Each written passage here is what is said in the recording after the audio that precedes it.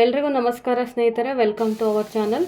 ನಾವು ಇವತ್ತು ಬೀಟ್ರೂಟ್ ಪಲ್ಯ ಮಾಡ್ತಾ ಇದ್ದೀವಿ. ನೀವೇನಾದರೂ ರೊಟ್ಟಿ ಚಪಾತಿಗೆ ಬೀಟ್ರೂಟ್ ಪಲ್ಯ ಮಾಡ್ತಾ ಇದ್ರೆ ನಾನು ಇವತ್ತು ತೋರಿಸುವ ರೀತಿ ಇದೇ ಥರ ಒಂದ್ಸತಿ ಪಲ್ಯ ಮಾಡಿ ನೋಡಿ, ತುಂಬಾನೇ ರುಚಿಯಾಗಿರುತ್ತೆ. ಬೀಟ್ರೂಟ್ನ ಇಷ್ಟಪಡದವರು ಕೂಡ ತುಂಬ ಇಷ್ಟಪಟ್ಟು ತಿಂತಾರೆ. ಮತ್ತು ಇದು ಬರೀ 5 ನಿಮಿಷದಲ್ಲಿ ಮಾಡಿ ಮುಗಿಸಬಹುದು.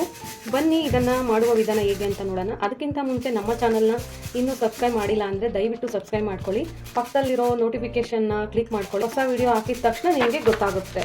ಈಗ ಪಲ್ಯಕ್ಕೆ ಮೊದಲಿಗೆ ನಾವು ಬೀಟ್ರೂಟ್ನ ತುರಿದು ಇಟ್ಕೋಬೇಕು. ನೋಡಿ, ನಾನು ಈ ರೀತಿ ತುರಿದು ಇಟ್ಕೋತಿದ್ದೀನಿ. ನಾನಿಲ್ಲಿ ಅರ್ಧ kg ಬೀಟ್ರೂಟನ್ನು ಉಪಯೋಗಿಸ್ಕೊಂಡಿದ್ದೀನಿ. ಬೀಟ್ರೂಟ್ ಸಿಪ್ಪೆ ತೆಗೆದು ಅದನ್ನು ಚೆನ್ನಾಗಿ ತೊಳೆದು ಆಮೇಲೆ ತುರಿಬೇಕು. ಈಗ ಏನೇನು ಬೇಕು ಅಂದರೆ 2 ಈರುಳ್ಳಿ ಸಣ್ಣದಾಗಿ ಹಚ್ಚಿರುವಂಥದ್ದು, 6 ಹಸಿಮೆಣಸಿನ್ಕಾಯಿ, ಕರಿಬೇವು ಸ್ವಲ್ಪ, ಕೊತ್ತಂಬರಿ ಸೊಪ್ಪು, 1 ಟೀ ಸ್ಪೂನ್ ಸಾಸಿವೆ, 1 ಸ್ಪೂನ್ ಕಡಲೆಬೇಳೆ, 1 ಸ್ಪೂನ್ ಉದ್ದಿನಬೇಳೆ, ಕಾಯಿ ಅರ್ಧ ಕಪ್ಪು ಮತ್ತು ರುಚಿಗೆ ತಕ್ಕಷ್ಟು ಉಪ್ಪು.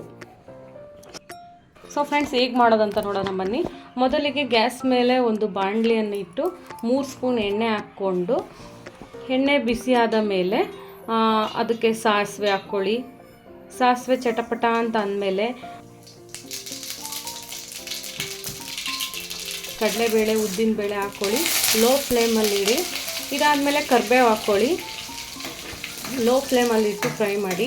6 ಹಸಿಮೆಣಸಿನ್ಕಾಯನ್ನು ಸಣ್ಣದಾಗಿ ಕಟ್ ಮಾಡಿ ಅಂಥವನ್ನ ಹಾಕ್ಕೊಳ್ಳಿ.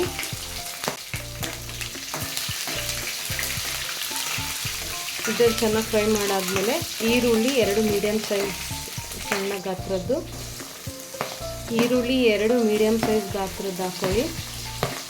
ಮತ್ತು ಹಸಿಮೆಣಸಿನ್ಕಾಯಿ ನಿಮಗೆ ಖಾರಕ್ಕೆ ಎಷ್ಟು ಬೇಕೋ ಅಷ್ಟು ಹೆಚ್ಚು ಕಮ್ಮಿ ಮಾಡ್ಕೋಬೋದು.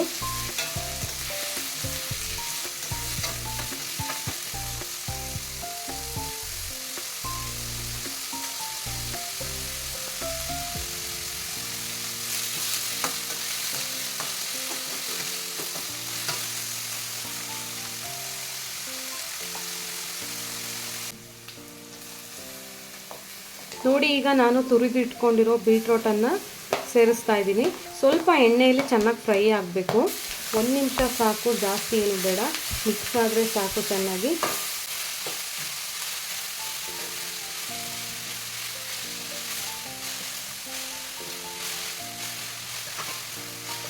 ಈಗ ಇದು ಚೆನ್ನಾಗಿ ಮಿಕ್ಸ್ ಆಗಿದೆ.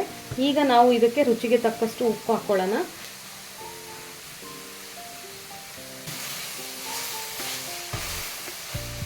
ಪ್ಲೇಟ್ ಮುಚ್ಚಿ ಲೋ ಫ್ಲೇಮಲ್ಲಿ 5 ರಿಂದ 6 ನಿಮಿಷ ಬೇಯಿಸಬೇಕು.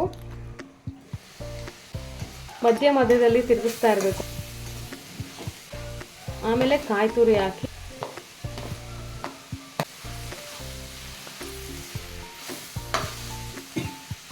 ಲಾಸ್ಟಲ್ಲಿ ಕೊತ್ತಂಬರಿ ಸೊಪ್ಪು ಹಾಕಿ ಚೆನ್ನಾಗಿ ಮಿಕ್ಸ್ ಮಾಡಿಕೊಂಡ್ರೆ ಬೀಟ್ರೂಟ್ ಪಲ್ಯ ರೆಡಿ. ಇದು ರೊಟ್ಟಿ ಜೊತೆ, ಚಪಾತಿ ಜೊತೆ ಚೆನ್ನಾಗಿರುತ್ತೆ. ಈ ರೀತಿ ತುರಿದು ಮಾಡಿಕೊಂಡ್ರೆ ತುಂಬ ಚೆನ್ನಾಗಿ ಬೇಯುತ್ತೆ. ಕಟ್ ಮಾಡ್ಕೊಂಡು ಮಾಡಿದ್ರೆ ಬೇಯುವುದು ಕೂಡ ನಿಧಾನ ಆಗುತ್ತೆ. ಮತ್ತು ತುರಿಯೋದ್ರಿಂದ ಮಕ್ಕಳಿಗೆ ಚಪಾತಿನ ರೋಲ್ ಮಾಡಿ ಕೊಡ್ಬೋದು. ಈ ರೀತಿ ಮಾಡಿದ್ರೆ ಮಾತ್ರ. ಖಂಡಿತ ಒಂದ್ಸತಿ ನೀವು ಟ್ರೈ ಮಾಡಿ ನೋಡಿ. ಈ ವಿಡಿಯೋ ನಿಮ್ಗೆ ಇಷ್ಟ ಆದರೆ ಲೈಕ್ ಮಾಡಿ, ಶೇರ್ ಮಾಡಿ, ಕಮೆಂಟ್ ಮಾಡಿ, ಹಾಗೆ ಸಬ್ಸ್ಕ್ರೈಬ್ ಮಾಡ್ಕೊಳ್ಳಿ. Thank you all.